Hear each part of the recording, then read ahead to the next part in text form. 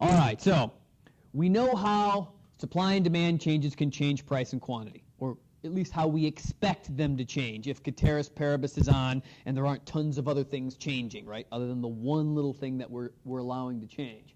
So the question is, how do we make that not happen? How do we trick supply and demand?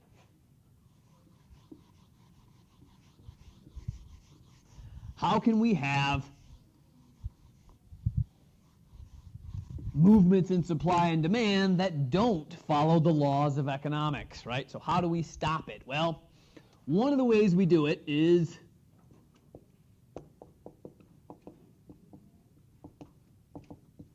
we get government intervention, all right, to quote unquote trick supply and demand. Why would the government do this?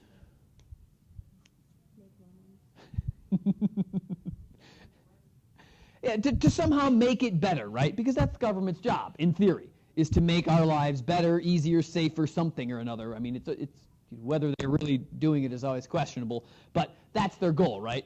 So imagine, if you will, that you were trying to buy something, like, say, an apartment, and you lived in New York. So you wanted to rent an apartment in New York.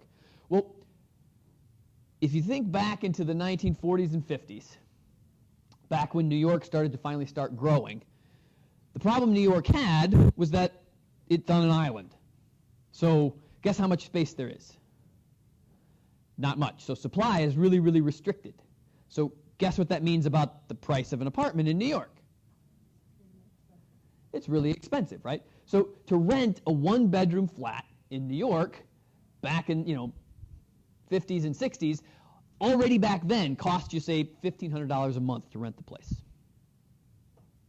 Imagine, if you will, that you're working in New York. Now, if you're working in New York, what are you trying to do?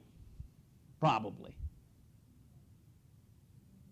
I mean, what's your business goal if you're working in New York? Making money, right? So maybe you want to get onto Wall Street or something like that, or maybe you want to work for one of the large corporate offices that are downtown, et cetera, et cetera.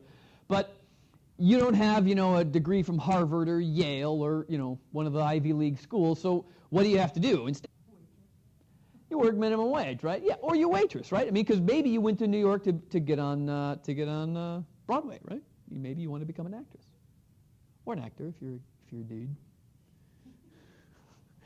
So you unfortunately can't afford an apartment. So the government steps in and it says, we see all these people who these wannabe actors, wannabe business people, they can't come in and live in the city because it's too expensive. So what are we going to do? Exactly, except even worse, they put in a rent control, or what economists call a price ceiling. So if we let supply and demand dictate rent for apartments in New York,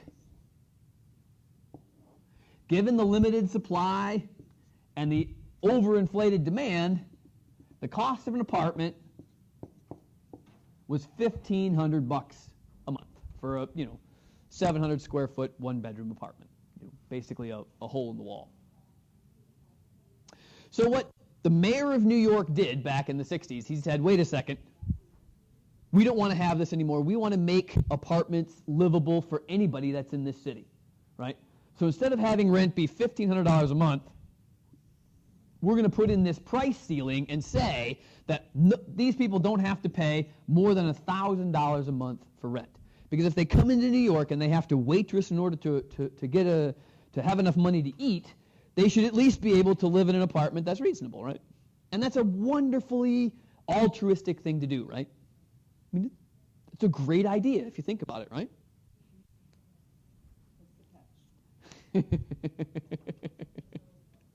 There is always a but, and there is definitely a but here.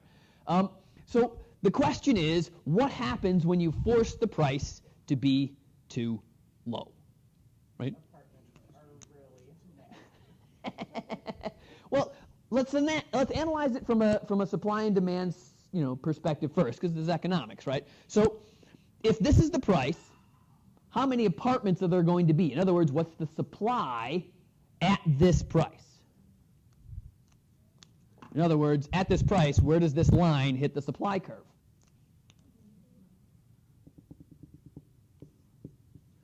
This is how many apartments will be supplied at $1,000 a month for an apartment, right? Again, if you were an apartment owner and you can only charge $1,000 a month for rent, are you going to build more apartment buildings?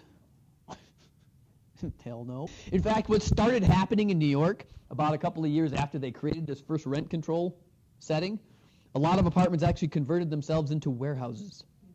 Apartment buildings, literally, once the apartments got so disgusting that people wouldn't live in them for $1,000, they actually just tore the walls down and turned it into storage. They could charge more as a storage unit than they could as an apartment because there was no control over storage units, right? So you'd move into New York, and if you actually found an apartment and you had to move all of your stuff from, say, like Janesville or Milwaukee or something into New York, you'd bring your apartment and pay $1,000 a month and rent an apartment, but you'd have to pay $1,200 a month to store all your crap in a warehouse right next door. Welcome to New York. Okay, so this is how much is supplied. Now, because rent has been reduced to $1,000 a month, what is everybody else doing in the rest of the world when they hear, well, rent's only $1,000 a month in New York? Yeah, I mean, if you're living out in, say, Chicago, rent in Chicago is, at that time, was probably right around $1,000 a month, and they're thinking, well, Broadway in Chicago, that's, that's not so great. So what was going on? That the demand for apartments in New York actually skyrocketed right after they create this control, right? So, due to the price ceiling,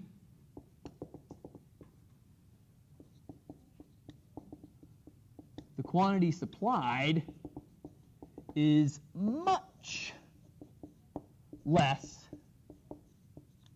than the quantity demanded.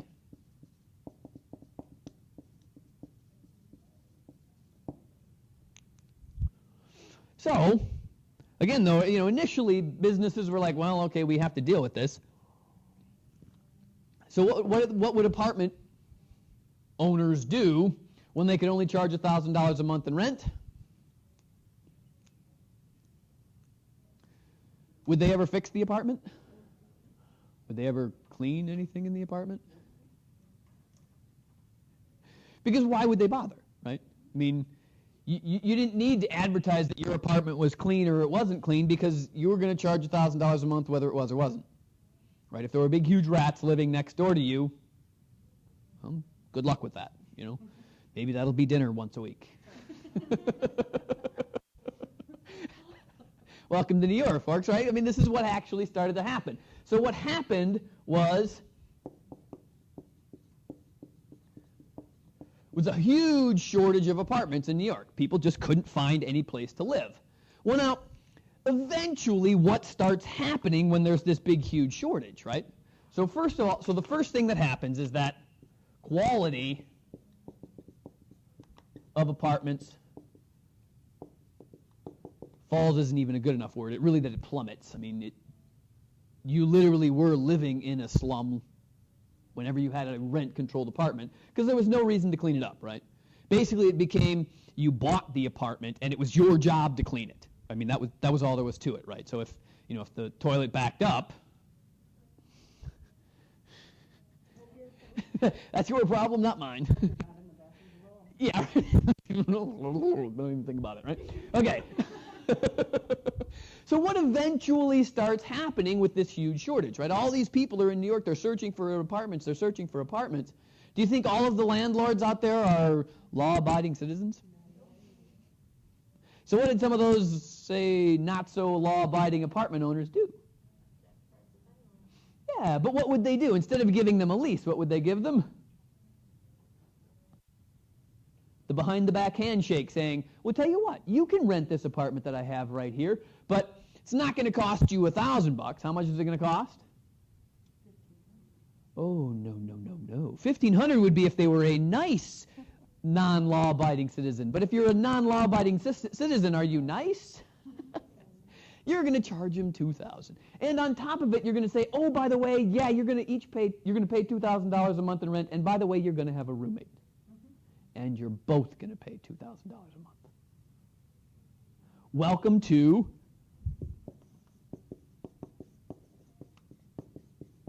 the black market. Because when people want something, they'll pay for it, right? So imagine you move yourself, so imagine you guys are wanting to move out to New York, and imagine that you actually get some kind of a job, right? So maybe you're doing commercials for somebody, or you're doing some level of advertising. Maybe you even have a show on off Broadway, right? So you're making almost $50,000 a year, which in New York is nothing. But it's better than the $28,000 that you'd be making minimum wage, right? So you're like, oh yeah, I can actually afford an apartment. I could afford maybe $1,500 a month, but there aren't any out there for that. They're all $1,000, but you can't find one for $1,500. So you're like, well, okay, I'll rent this thing for $2,000. Of course, you don't get a lease because it's illegal. So you don't want any legally binding contracts when you're breaking the law. Yeah, you just don't do that, right? So anyways, what happens, though, eventually with this black market? I mean, there's these two people both paying $2,000 a month in rent for this apartment that's a piece of crap.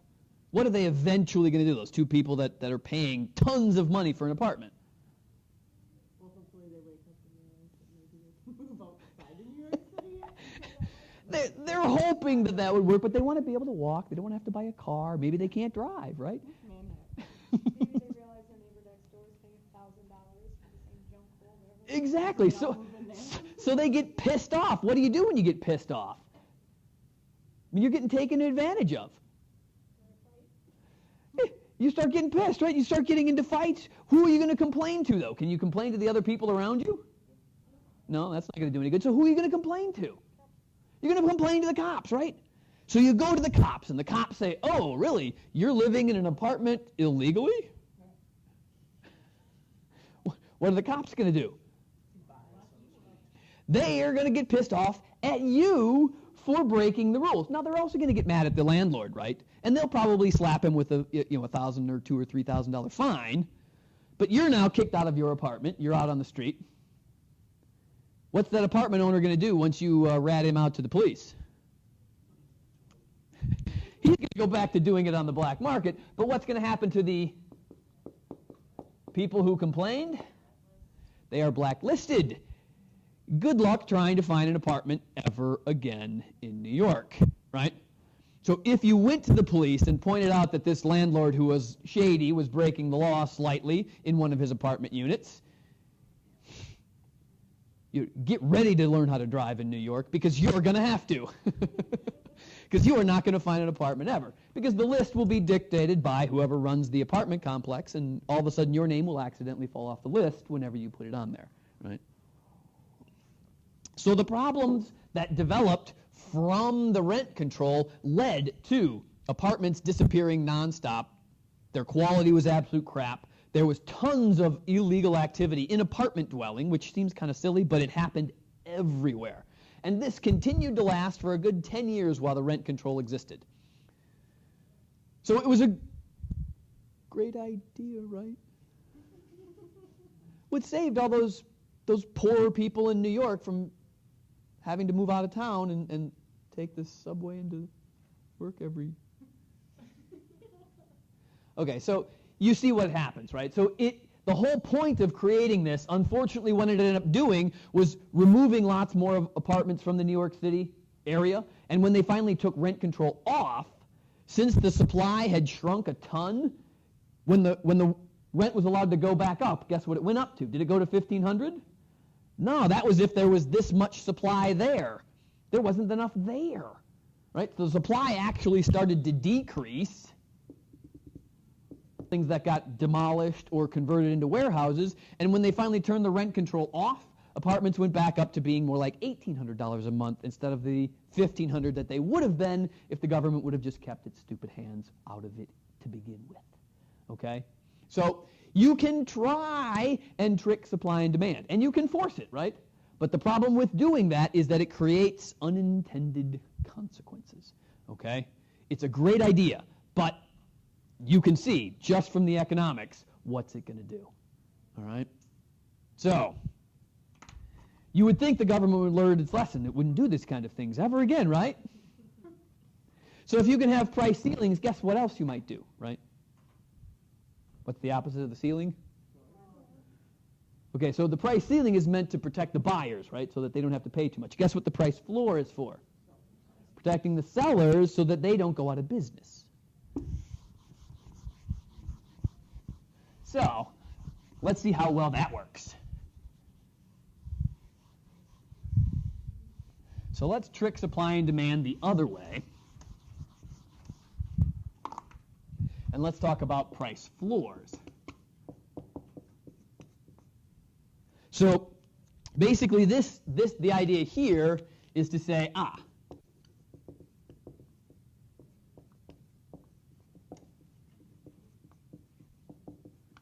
minimum price for the seller. So again, we have supply and demand are setting our price for us.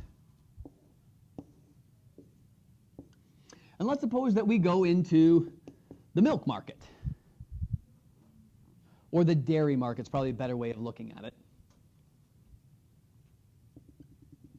And let's suppose that the supply and demand of milk set the price of a gallon of milk at, say, $1 a gallon. All right?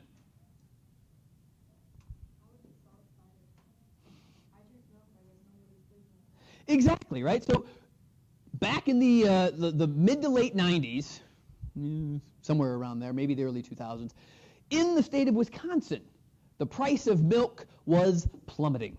There was lots of new inventions that were making milk production easier. The price of feed was dropping because corn prices had fallen dramatically. Stores were selling milk cheap, right? You could buy a gallon of milk for, right around $1.50, $1.75, all right? And which meant that the seller, the initial seller, right, the farmer, if you will, was probably selling the milk for around $1 a gallon. Now, imagine, if you will, that you're running a dairy farm. You're selling your milk for $1 a gallon. You're not making anything. In fact, you're losing money. So the state of Wisconsin was looking at its small dairy farmers and saying, well, crap, they're all going out of business. What do we need to do? We need to save, no, don't think of it as raising the price. Save the small dairy farmer of Wisconsin. Come on, you're a politician now. You don't say anything honestly, you say it smilingly, right? So our goal is to say, okay, well, in order for our small farmers to make a profit, we need to be able to sell, they need to be able to sell milk at least $1.50 a gallon, right? So what the state of Wisconsin did was it said, we are going to create a price floor that states, if you cannot sell your milk for $1.50 a gallon or more, we, the state of Wisconsin, will buy it from you instead. Save the small Wisconsin farmer, right? And then it's the state of Wisconsin's job to figure out who to sell that milk to, whether it's back to the national government or maybe sell it to Japan or just sell it anywhere somehow, any old way. But the fact remains that we need to save our small farmers by keeping the price at a minimum level so that they can survive, right? So save small dairy farmer. Wonderful idea. Again, though, how does the economics play out? Here, we've set the price at $1.50. Here's the demand for milk. Here's the supply of milk. What's going on right now?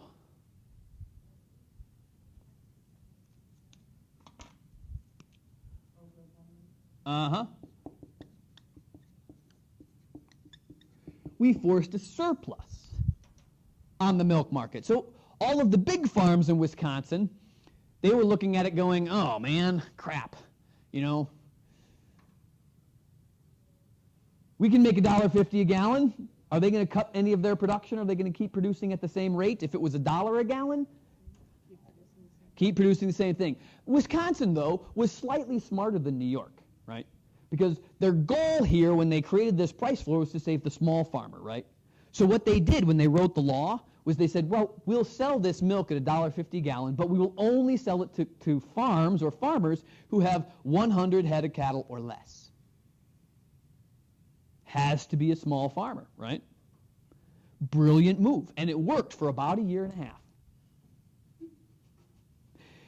If you were a large farmer, what the state of Wisconsin called a large dairy farmer, and you had, say, 200 head of cattle, you couldn't get this $1.50 price floor.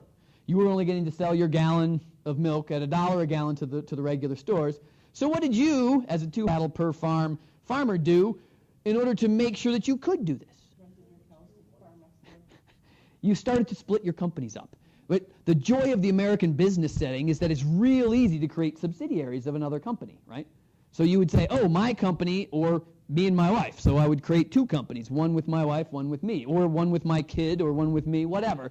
Basically, subdivide your farm into sub-farms where each farm had 100 head of cattle or less. And so there were some farms that had literally 1,500 head of cattle. Guess how many subsidiaries they had? So they tried to save the small farmer. They just saved a lot more of them than they thought. So there was a forced surplus, and now, again, think about you being one of those big farmers, right, who has 14 subsidiaries that are all collecting $1.50 a gallon. You're making pretty good money. You're cranking out as much milk as you possibly can. What are you doing with all that extra money? What do you do with money? Spend it. Spend it, but where are you going to spend it? I mean, remember, you're guaranteed $1.50 a gallon for your milk. You spend it on your cows, right? Well, you can't get any more cows, so what do? You buy machinery. You try and buy as much machinery as you can. You crank it out as fast as you can, but you're still making tons more money. You've got more money to spend. They don't even have any new machines for you yet. You're paying for them to build the new ones, but they're not there yet. You've just got so much money. What do you do with it all? Well, you keep breaking yourself up, but where are you going to find more cows? Well, no, you're not going to buy from the bigger ones. They know. They're making the big money. Who's not making the big money? Small dairy farmers, right? They've got 100 head of cattle. What are you going to do with your extra money? You're going to buy them up, right? And so what started happening to all the small dairy farmers after we created this nice price floor to save them? No, they bought them out. They got bought out by all the big dairy farmers, right? They just became, subsidiary number 16 instead of, subsidiary 1 through 15. So the problem is that this helps the big and the small. And the big, with their extra money, and the large dairy farmers just buy out the small ones. So what the state of Wisconsin discovered, that was about 5 years after they put this price floor into effect, instead of saving the small farmer, they still lost 25% of them because they just got bought out. Now, those small farmers made a little bit of extra money in the sale, right? Because the other companies had so much money it was ridiculous. But where was all of this money coming from? I mean, these were tax dollars, folks. I mean, technically this price floor is actually still there. The state of Wisconsin will still buy milk from any of its farmers in the state at $1.50 a gallon. The problem with it is, what's the price of a gallon of milk right now at the store? $3, yeah. The cool part about it is that right now, equilibrium is up here at about $2.25 a gallon for each dairy farmer. The floor is still there. It's just underneath the actual supply and demand price. So it's okay right now for us to have this price floor as a state because all of the farmers are just selling it to the stores because they're getting $2.25 a gallon. But if the price goes back down, We're going to have to start ponying up again, folks, because they haven't rescinded that law at all. It's still on our books. So you may want the price of milk to go down, but there's a floor. It's not going to ever get much less than $1.80 to $1.90 a gallon ever again, unless they rescind this law that says we're going to pay for $1.50 a gallon of milk. Of course, they do have to freeze dry the milk, and again, you have to have the right equipment to be able to do that. But just about every dairy farmer in Wisconsin has one now, so it's kind of silly. But again, the whole point of this price floor, save the small farmer. Didn't work. So it's doable, it's just, it always tends to shoot you back in the foot. So the problem, of course, is that when you get up in front of a group of people and you're trying to get reelected, saving the small dairy farmer of Wisconsin, folks, that gets you reelected, right? And if you can fake it like this and say, well, this is going to save the Wisconsin dairy farmer, I mean, what are we all going to say? We'd say, well, yeah, it is. You're right. They're not going to go broke. Yay! Yeah, Do some analysis and you'll discover, not quite. Okay. So price floors and price things, they're good ideas, but they have lots of unintended consequences. Be careful. Now,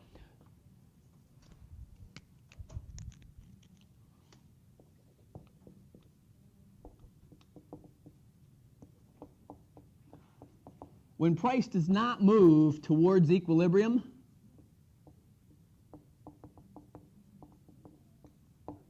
whether it's by law or there's some other things going on in the market, what we say, what economists say, is that we're experiencing market failure in that particular economy right now. Okay? So when that price ceiling existed in New York on rent, there was market failure occurring because the price of the good could not go towards equilibrium. Now, normally you would think failure is a bad thing, and, well, it is, as you saw, because of the things that we were doing, we were causing difficulties. But what else, other than these government interventions, would cause market failure?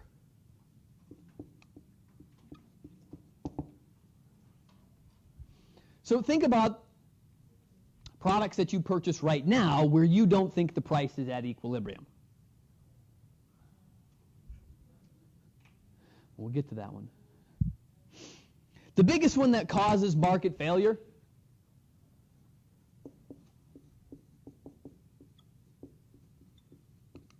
and this happens naturally, is a lack of competition. So these things are phones, right? If you want to have a nationally powered cell phone, who can you buy it from? Maybe 2 or 3 different companies that are out there that deal with it on a national. Now, you can get cell phones that'll work locally in a local area, and you might get some spotty coverage throughout the rest of the country. But if you want one that works everywhere in the United States, you're either on Verizon or you're on AT&T, and that's it. If there's only 2 people competing, guess what?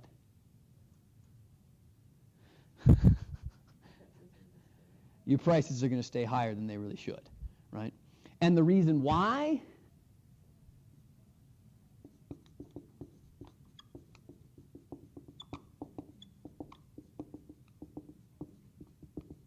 Because when there isn't competition, instead of producing more, these sellers do something else. They actually cut their production. What happens when supply gets cut? You guys now know, right? You would graph it and say, oh, duh. You would model it, sorry. You would say, oh, they're going to cut their supply back. And instead of supplying this much and having a price that's here, they're going to cut the supply back and, oh, yeah, the price is going to be higher. Why? Because they can. And the why is because, unfortunately, we are a capitalist country, and that means they get to do whatever they want. All right. Now, there are some limitations to this, right? So Think about your electricity bill or your water and your sewer bill. Can you buy your electricity from somebody else than the one who you're buying it from now? Or have somebody else suck the sewage out of your household right now? No? So guess how much they're charging? Whatever they want. Do realize that there are supposed to be laws to protect us from these sorts of things, which we will spend a little bit of time talking about later. But these are the sorts of things that cause market failure, right? Again, good or a bad thing? I don't know. We'll get there a little bit later. Now, another thing that causes market failure, externalities. You may say, okay, Marshall, what the hell is an externality? Well,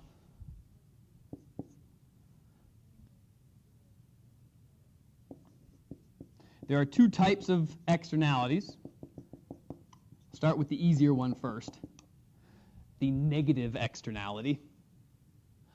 A negative externality would be what you experience when you have to create electricity. Do you guys know how most of our electricity is created in this country? Power plants. Do you know how they do it? How do they do it? Do you guys know how our power plants work? How they make electricity? They use science, very true. They use fire, folks, and guess what they burn? Coal. Coal is the #1 way that we produce electricity in this country. Unfortunately, when you burn coal, what happens? It destroys the ozone. It releases a lot of hydrocarbons. It creates a negative externality. Yeah, in theory. The electricity that's generated by wind turbines right now is about 2% of our electricity at the most, right? Yeah, it's not heavily used, right? So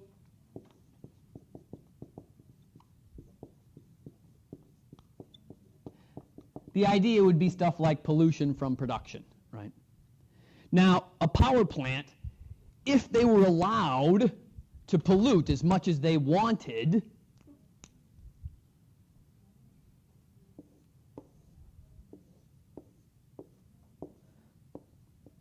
they would charge for their electricity, right? Because supply and demand would dictate everything, right?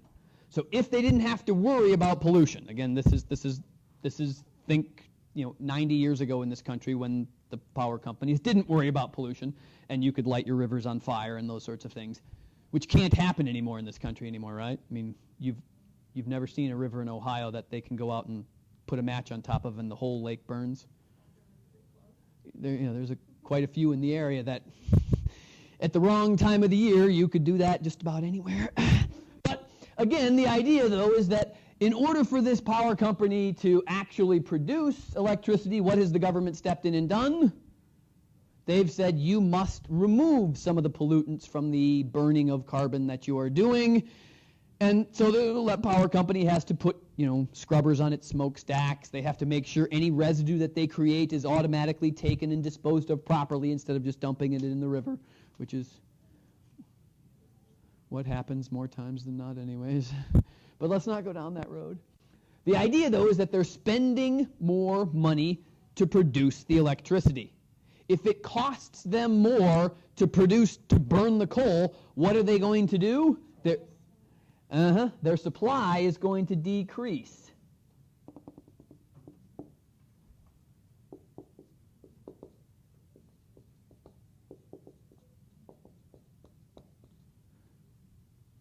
Because these electric companies, these power plants, are forced to clean up their pollution, they're not going to produce as much electricity, right? I'm sorry, what does that say? This is to pay for cleanup.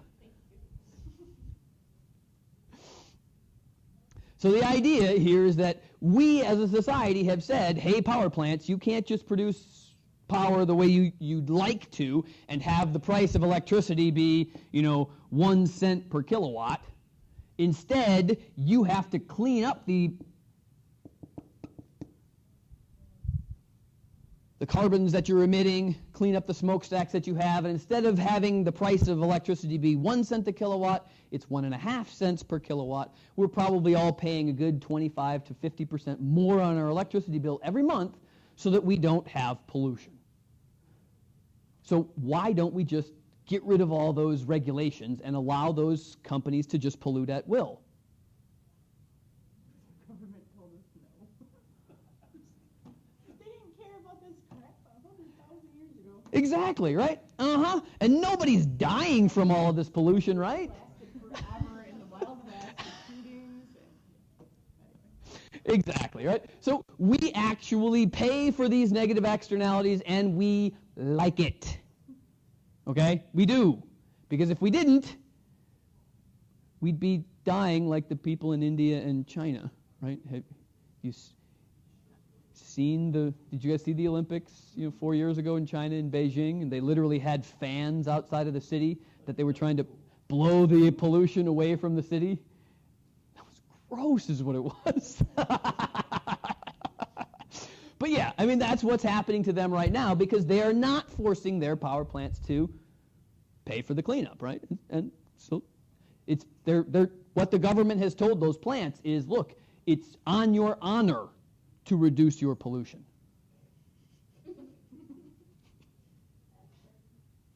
It's working great, isn't it?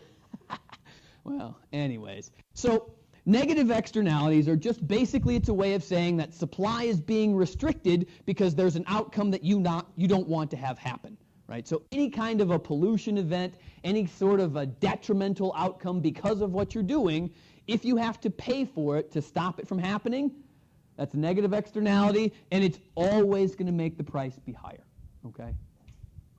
Now, if you can have negative, you can also have positive externalities.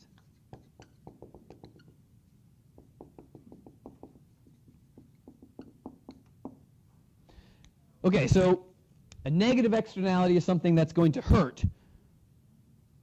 Can you think of anything that's going to be positive, that's going to help the world if more people use it or buy it? How many of you have had kids?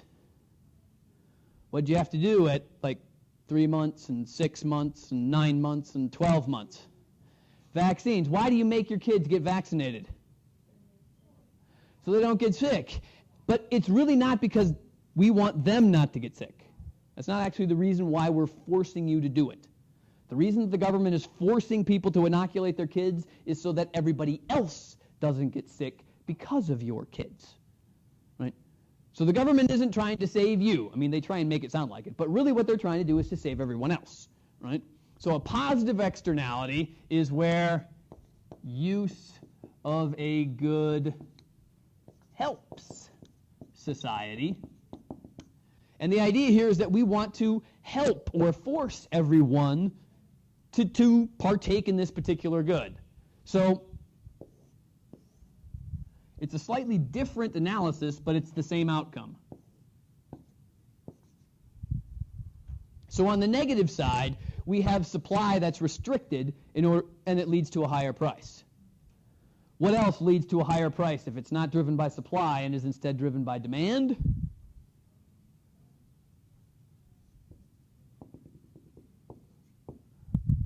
So when it has a positive externality, what we do is we subsidize the good and make sure that everybody uses it. So normally, if you go to get vaccinated, it's going to cost you $10. If you do not have assistance when you go to get vaccinated, it actually will cost you $15. The idea here is that those people who can't afford the $15, we're going to give it to them for free so that we're guaranteed that they get it, and our subsidization by paying an extra $5 per dosage gets them to have it, right? So we want them to have the vaccination. So we're willing to pay a little bit more when we can afford it in order to do it, right? So if you have insurance, your insurance company will probably end up paying that $15 to do it. If for some reason you don't have insurance, you probably will get it for free because it's then subsidized for you. Again, do you think people who are paying will be mad that they're paying more than they should? If they knew, they probably would be. But if you explained it to them enough to let them know what the positive externality is, that's the point. And again, this is also why we subsidize our schools in this country, folks. Because if the people who can't afford school don't get the right to go there, what's going to happen to the general education in the country? It's going to go down the crapper, right? So those people who can afford public education, they will pay a little bit more for it so that everybody else can afford it. Again, one of those positive externalities. If everybody in the country is more educated, everybody in the country is more productive, the country is better off. All right? In theory, yes. That's the political statement behind it, right? If you believe that education has a positive externality, that's how you sell it. Some people don't agree that education has a positive, backfall. So, right? So, what the end result, though, is, note, either way you have it, whether it's negative or it's positive, what ends up happening? Price is higher. Yeah, I mean, we pay more for it. All right? And again, is it a good or a bad thing? I don't know. But it is a thing, okay? And it's part of economics, and it's okay that we have this sort of market failure because it doesn't bother us terribly unless we know a lot about it, and then some of us get on our high horses and get pissed off. All right, so other things that cause market failure.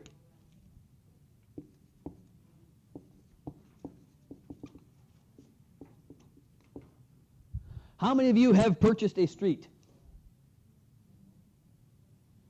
How many of you bought a street lamp? How many of you own a stoplight? How many of you legally own a stop sign?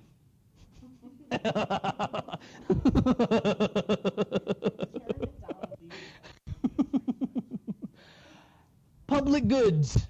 Okay, so basically think of the lack of competition example that we gave, right? When there's a monopoly, when there's only one seller of a good, you know that the price is going to be too high because that monopoly holder, they cut their production.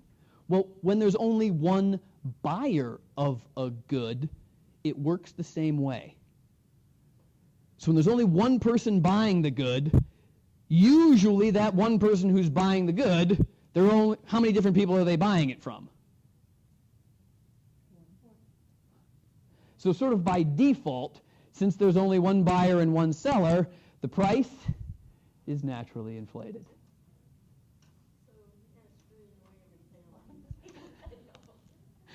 In other words, when we go to build the roads in this country, we always pay more than we should.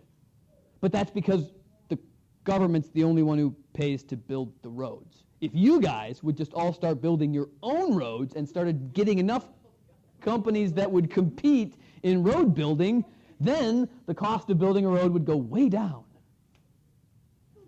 Of course, what are you guys going to do with a road once you own it? I mean, you could set up a toll booth. You could be Chicago or Illinois, right? That's exactly right. See, you could do the same thing. Just buy some of the roads from the country. And actually, state of Indiana sold all of its toll roads to Sweden. Yeah, they sold them all to Sweden. Sweden has to take care of them. They also collect all the tolls from them. Now Indiana doesn't have to pay to upkeep their roads anymore. Don't ask me. I don't know. They don't pick a neighbor in Sweden. I don't know. It's weird. But yeah, And of course the Swedish government then sold it out to different companies in its own country that come over and do all of the work and stuff. It's the same as, Toyota and Honda and Chrysler and all those other car companies, right? I mean, every one of those car companies, they build cars here, and they build cars in China, and they build cars in Japan and in Europe, right? So, where the company is anymore, it doesn't really matter too terribly much. So. If we adopt a highway, do we have to go out there and physically repair it? No, that one's actually just a charity. If you buy it, then you have to go out and repair it. But then you can also charge the state the right to use it. And then you have to negotiate with the state how much they have to pay you to take care of it, right? And that's... Well, I'm not the highway's foster mom. I mean, if I'm going to adopt it, then I think I should be legally responsible and be paid for it. I agree. Adoption's Got to go for it all or nothing, all right? That's the idea.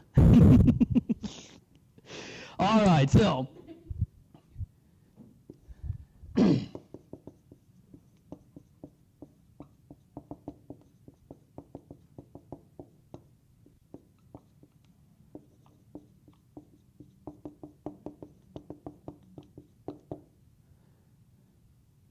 So, assuming that the government wasn't the person who created the market failure, like the price ceilings and price floors, you would hope that the government steps in and keeps prices from getting too high, right? In other words, how much you pay for your electricity is actually dictated by the government, not by the power company. When a power company changes its rates, they have to ask the government to do it, period.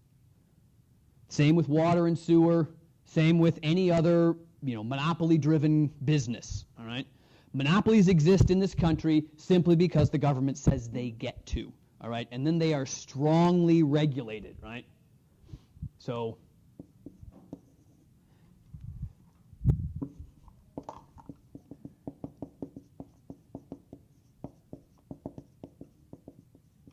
antitrust legislation exists to protect us from the, murderous and scary monopoly owners, right? I mean, if you think about it, what was it, like about a month or a month and a half ago, U.S. Air and AirTran tried to merge, and the government stepped in and said, no, you two cannot become the same company, because there were enough other airlines that had merged that there wasn't enough competition between airlines, and they were saying, if you two merge, then there won't be enough competition, therefore you can't.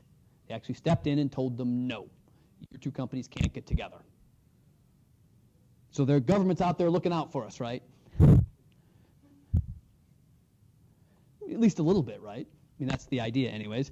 The other thing about it is that the way the government works with things like water, sewer, and electricity, what the state of Wisconsin does is actually sells the right to a company so that they can sell you electricity.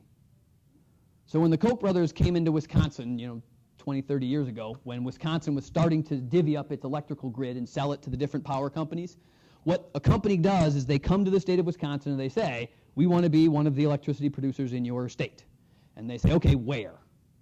And the different spots where they're building power plants or where they see power plants need to be built, right? So as rural Wisconsin starts to build up and becomes more urban, those places will need bigger power plants. So some company has to come in and say, we will be the power plant here. And the government says, okay, MG&E or whoever the area of MG&E is, you get the right to build the power plant and sell electricity here, but you can only raise rates if we let you, period. So what these power plants do is they come into Wisconsin, they pay the state $3 or $20 million to have the right to sell electricity in here, and the state winks back and says, yes, you can sell electricity here, and we will guarantee you will have a certain level of profit. Right? So actually there is in the state mandates, it states that when we sell monopolies, you are guaranteed to have a certain amount of profit as a company selling electricity or water and sewer in the state, period. And when it comes time for them to ask for an increase in rates, what they do is they say, here's how much you guaranteed us in profit based on how much we spend, here's how much we spend. And if the amount that they spend goes up, guess what happens to your rates? They go up an equal percentage. Which, I mean, if you think about it, it's not a bad idea, right? Because if they didn't get the right to produce electricity and there were, say, 8 or 9 different power companies all in the same area, one, what would happen to 8 or 9 different coal-burning power plants in the same city due to that city? Just a little bit of smog. And in addition, what would they have to do to get you electricity? I mean, how do you get electricity? Does it magically appear through the air? Goes through power lines. How would you like to have 8 or 9 different companies owning power lines and crisscrossing them throughout the city? Not such a good idea. Think about it, water and sewer, right? I mean, how would you like to have 8 or 9 different sewage pipes flowing through your house? Yeah, I'll pass. Because if one of them backs up and you've quit buying your sewage from them, Yeah, enough said. So anyways, though, that's how it works. All right, and it's all driven on costs. So one of the things that pisses me off about business works in Wisconsin right now is that every now and then while I'm watching television, which I don't do a lot of, but I do some, I'll see an ad where MG&E gets on and tells me how great a job they're doing at providing electricity for us. Do you know how much money it costs to run an advertisement on television? Guess who's paying for that advertisement? Because they have to show that they spent so much money producing electricity, right? And one of the expenses that they have now are advertising. Why does MG&E need to advertise to us? I mean, they've already got us raped anyways. I mean, do they have to try and make us feel good about it? Apparently. So, well, anyways, that's how it works, at least in this city or in this state right now. All right, so we try to protect ourselves from it. It sometimes works, it sometimes doesn't, right? But, right? So the other ways that we try and deal with it, right? We create regulations, and that's the whole regulating it so that people have to have vaccinations, or regulating negative externalities that they have to clean up themselves after they cause problems. All right. So that is the rest of chapter 4. So I gave you guys the homework last week, right? So just in case, it's not officially due today, but I'm assigning it now.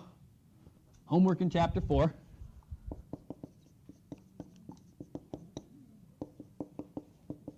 Numbers 2 and 8, and then remember the other thing that I want you to do is to number 6 in chapter 3, except give me the whole 4 steps instead of just giving me the 1 step.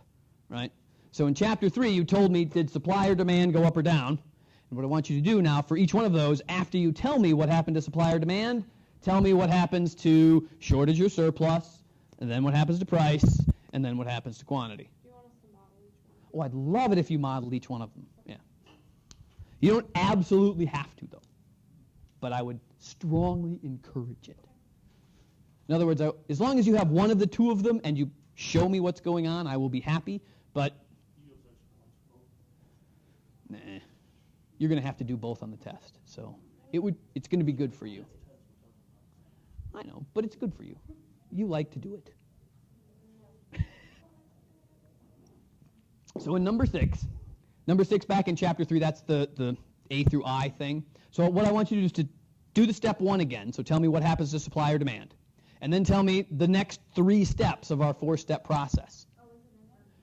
It doesn't say it in there, but I want you to do that, right? So tell me what happens to, is there going to be, after the change in supply and demand, tell me is there going to be a shortage or a surplus? Then tell me if the price is going to go up or down, and then tell me if the quantity is going to go up or down. So just like we did in that first example at the beginning of class. Yeah. Yeah. You still can't do number 2? Oh. Okay. So one other thing, let me clarify question number 2 in chapter 4.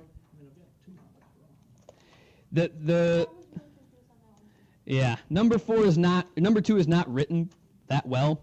When it says the impact of on a quota, don't think of it as a quota. It's not an import quota, it's really an import tax.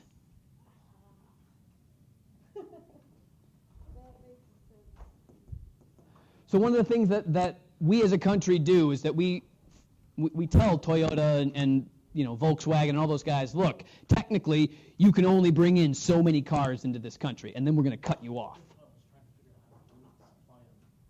Yeah, and that's essentially it's the same as an import tax. So realize what it's doing to imported cars, right? And then remember the relationship between imported cars and American cars.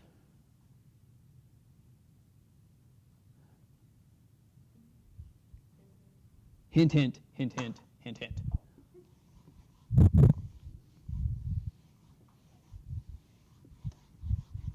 All right, so I would like to get a little bit into chapter 5 today. There's no way we'll get through all of it, so I just want to introduce it to you. Is that okay? You You guys can handle it? I have faith in you guys. The quiz on Wednesday, by the way, will only be over Chapter 4, though, okay? Even though we're doing some of Chapter 5 today, the quiz will only be over Chapter 4. All right, so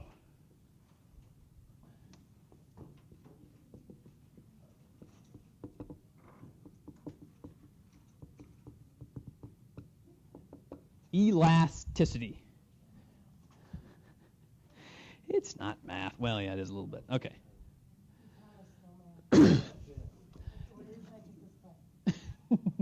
There has to be a little bit of math, sorry. And you'd like it anyways, Amanda. Elasticity.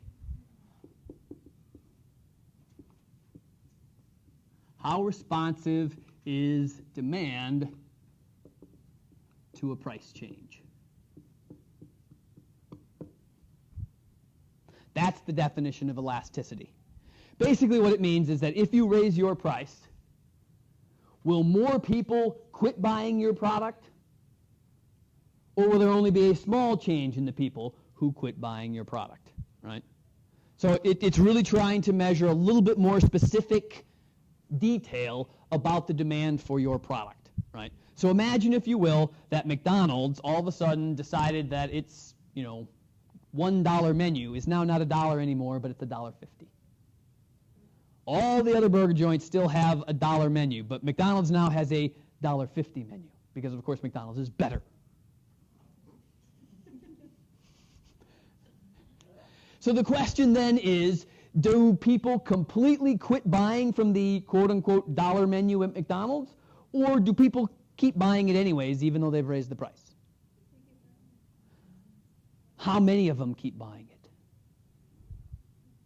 That's the question. Elasticity measures that. All right, so what we're trying to do is to come up with a way to measure that kind of a change when companies make it, because it's important, right? I mean, think about McDonald's, right? I mean, they analyze very heavily how often they're going to change their prices.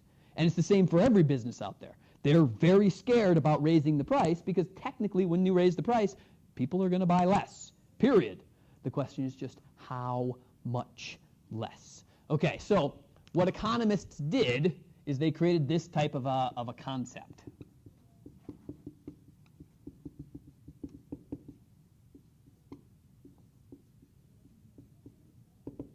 They created what's called the price elasticity of a demand. And what it is it's a comparison, a direct comparison between a price at, the demand at one price level and demand at another price level. Now, since we're getting into some mathy stuff, we need to have some variables. You guys all know what a variable is, right? Normally it's X and Y, but we're dealing with elasticity. So our variable that we're going to use is E. It's elasticity. So this is going to be the number that economists use to describe the elasticity of demand. All right? And its definition is we got to put it in its mathy terms first. But I'll write it in English first.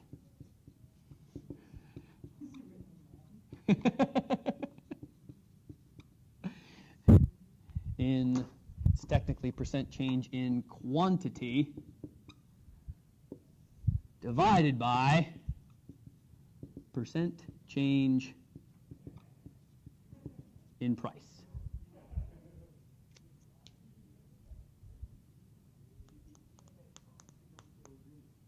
So what businesses do, and this is a very standard measure businesses do, they'll say, okay, suppose we raise the price 10%. Right, so they're going to raise the price of their goods by 10%. What they want to know is what happened to the amount of goods that we're selling. We know they're going to go down. Did they go down by more than 10%, less than 10%, or equal to 10%? Because that's going to determine what happens to their total revenue, which we will see a little bit of before we go. Now, if you want to write this in its mathy terms, what do you write when you see the word percent? You write a percent sign, right? All right, now here's one where maybe you haven't had it before, but change, to a mathematician, change is a triangle. Just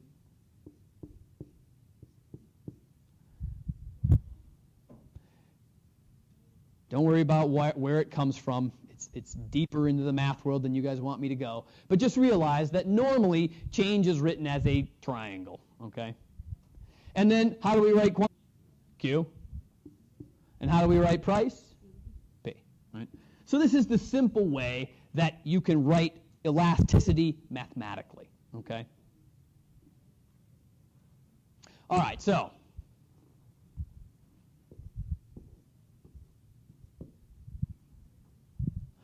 what we want to do is to measure this. So let's look through, let's see, the Apple example. I did that with you guys, right? The very beginning of demand? Okay, all right. So, because we had the $2 apple, we had the $1 apple, we had the 50-cent apple, and we had the 25-cent apple, right?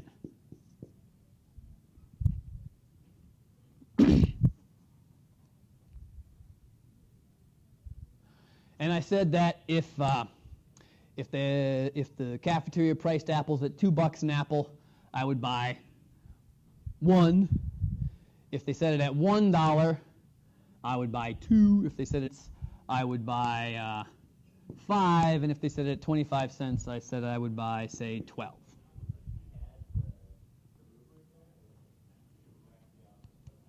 All right, so I am going to show you the nasty way of calculating elasticity first, okay? It's the nasty way. I want you to bear with it and realize that you will never have to do it after this homework assignment in Chapter 5, okay? So I'm going to show it to you. You're going to absorb it a little bit. You will copy it out of the book when it comes your time to do it on the homework, but then realize it will not be on any quizzes and it will not be on any tests. Okay? But bear with me while I go through it, all right?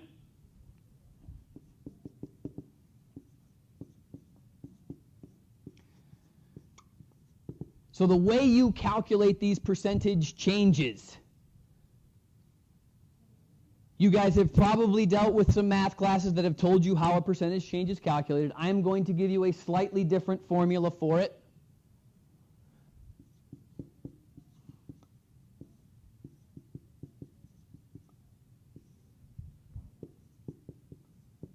And I will explain it once we are gone through it a little bit, okay? It's just a bunch of P1s and Q1s, right?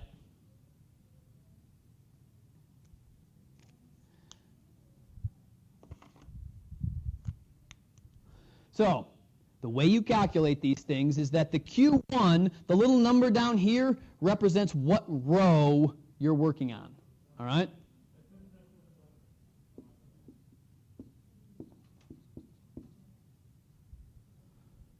So when you're calculating the elasticity between two prices, the idea here is that you say one of these is row 1, one of them is row 2. And then what you do is you substitute in, for each one of these letters with a number beneath it, the appropriate number. So this says, find the quantity in row 1. Here's row 1. What's my quantity? 1. So where you see Q1, put in 1.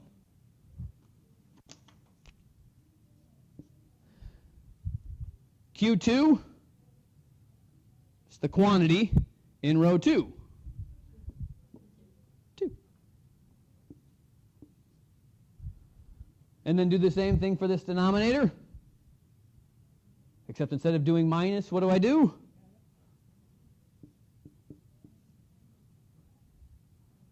It's not that bad, right? I mean, it's a little annoying, but it's still not that bad, right? And now, in the denominator, you do the same thing, but instead of using quantity, what do you use? Price. Okay. So what's price in row 1? 2. What's price in row 2? 1. And then what am I going to divide by? Hey, 2 plus 1. The other cool thing for at least you guys when it comes to this stuff is that economists don't believe in negative numbers when it comes to elasticity. So anytime you get a negative number, you can just throw it away. Again, this is also why I'm not going to make you ever reproduce this, because whenever people throw negative signs away, for me, normally I vomit, uncontrollably, because it's just really, really bad. But that's what they do, so I have to accept it. So when you guys see up here 1 minus 2, technically you guys are all thinking -1, right? But now you know that since you can be an economist under this stage, you can say 1 minus 2, it's really just 1.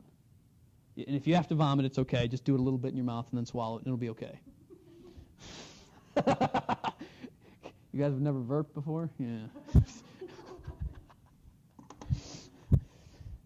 It'll happen to you eventually. Okay, so 1 over 1, what's 1 plus 2? 3. And the nice part about this one, what is any number divided by itself? 1. Hey, cool! What this means to an economist, when this number is exactly 1,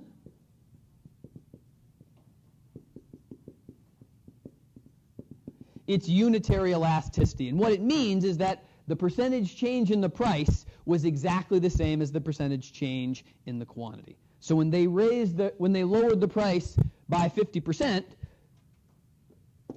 quantity went up by that same percentage on average. Okay? And the idea is that you can rinse and repeat this at every row, right? So instead of calling this row 1 and this row 2, you can move to the next row and say, oh, make this one row 1 and this one row 2. Yeah, no, you don't. You keep going in groups of 2, going down by 1, right? So this is technically the price elasticity between $2 and $1. When you want to find the right price elasticity between $1 and 50 cents, you just do the same thing, except you redefine what row 1 is and row 2 is, and go through this same process again. And then you would just move down to the 50 and the 25. Yep. Mm-hmm. And then you would find the price elasticity between 50 cents and 25 cents. Okay. So whenever you're trying to find price elasticity between 2 prices, you just pick one of the prices to be row 1, the other price to be row 2, and the cool part about it is it doesn't matter which one you call row 1 and which one you call row 2. It will never matter. So no matter how you do it, it's always going to end up as 1. Yep. Well, in this case, it'll always end up as 1. Now, do you think it's going to wind up as 1 in this case? No. Okay, so we're going to do it another time so that you can see it a second time and see how it works, right? So this is, again, this is elasticity, if I could write the word. Elasticity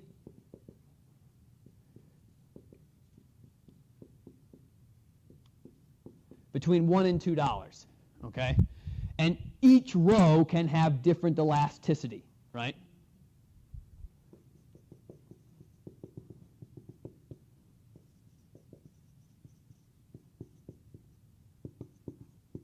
So we can also calculate the elasticity between $1 and 50 cents. Again, though, you just define which one you want to be row 1, which one you want to be row 2, turn the crank a second time. All right? So it's just math formulas. That's, like I said, this is why I don't consider it overly important. But the meaning behind it is what I want to get to here in a little bit. But do the same thing. Where's the quantity on row 1? Remember, we've changed row 1 and 2. 2, right? So the quantity in row 2 is 2. What's the quantity in row 2 or at 50 cents? 5.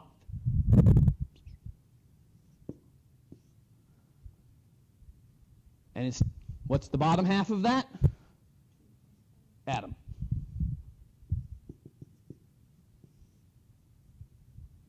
Now do the same thing for the prices. What's our price in row 1? $1.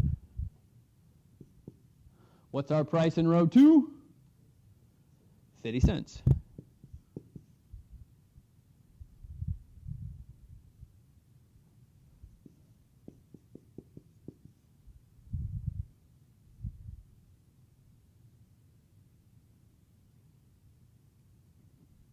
So, this time, again, you guys get to 2 minus 5? Yes, it's 3. Oh. 2 plus 5, 7. 1 minus a half over 1 plus a half.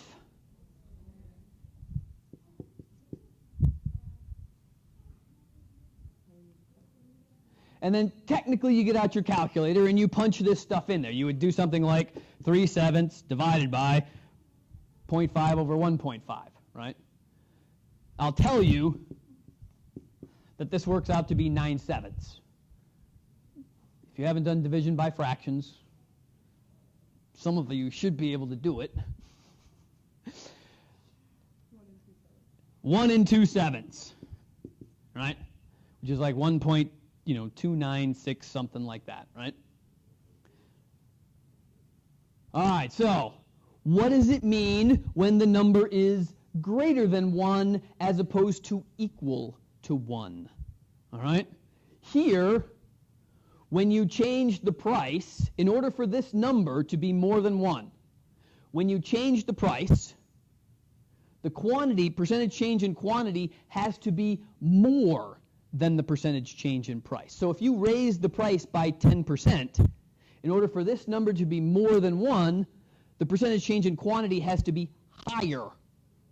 So in other words, this has to be more like 12 or 15%. In other words, your demand responds heavier to your change in price than it does under this case.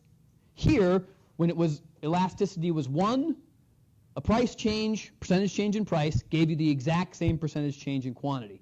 As we kept lowering the price in this instance, it got more responsive, right? We started to care more about the price. That's what elasticity is looking for, is those kinds of relationships, all right? Now, I want to go through this today so that we don't have to do it tomorrow, or, Wednesday or whenever we come back. Because it's not that important for what we're trying to do, because I'm going to show you a shorter technique and a more concise way of checking this sort of stuff out in the future. That is much easier, and you will be much happier when I show it to you, okay? Fractions over fractions, you don't have to do that for this class, okay? Even though you may want to. All right, so we will come back on Wednesday, and we will talk about what does it mean besides just that the elasticity is more than 1, equal to 1, or less than 1, and how that relates back to business and total revenue, which is what businesses care about, of course. So, Chapter 4 homework is up there. Get that done for Wednesday, and then there will be a quiz on Wednesday, and then we will finish up Chapter 5 after that. Joe, please. Thank you, sir.